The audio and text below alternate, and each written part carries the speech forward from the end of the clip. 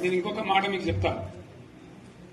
ఎలక్షన్లలో నేను మస్తు చూసిన 50 ఇళ్లలో పార్టీలు గెలితే ఓడితే ఇంత మాయలు ఏడాది లోపలనే కాంగ్రెస్ పార్టీ దొరికితే కొడతామని అంత గొప్పగా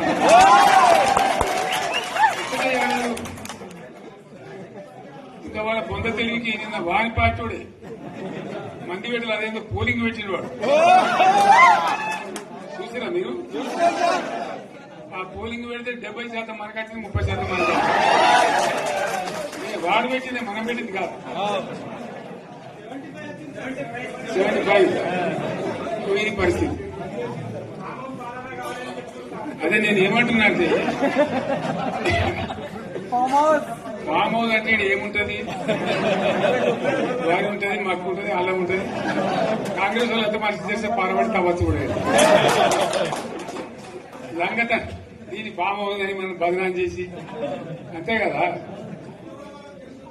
నేను ఏమంటున్నా అంటే అన్ని మప్పులు వీడిపోయినట్టు ప్రజలకు అన్ని తెలిసిపోతున్నాయి. మంచి ఏంది, చెడ్డ ఏంది, ఏం జరిగింది అన్ని ఇంకా ఘోరమైందని చెప్తున్నా. వీళ్ళ తెలియదక్కతనానికి ఏమైంది? నిన్న మొన్న రిపోర్ట్ వచ్చింది. Comptroller and auditor general of India అని కాగ్ అంటారు దాన్ని. కాగ్ రిపోర్ట్ వచ్చింది. పోయిన సంవత్సరం మన గవర్నమెంట్ లో వచ్చిన ఆదాయం కంటే 13,000 కోట్ల రూపాయల ఆదాయం తగ్గిపోయింది. ఇంకా మార్చి పోయే వరకల్లా ఇంకో 3-4 కోట్ల అవుతుంది. అంటే 15,000 కోట్ల ఆదాయం పోతుంది. మన గవర్నమెంట్ ఉన్నప్పుడు ప్రతి ఏడాది 15,000 కోట్లు పెంచుకుంటూ పోయినాడు. చేసుకుంటూ పోయింది. ఏడాది 10 నుంచి 15,000 కోట్ల ఆదాయం పెరిగేది మన టైంలో. అంత జాగ్రత్తగా మనం వివాదం చేస్తాం.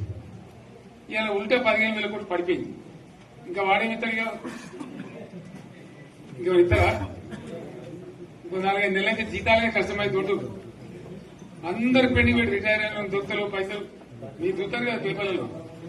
సో ఆ విధంగా రాష్ట్ర ఆర్థిక పరిస్థితిని కూడా దివాలా తీయించారు.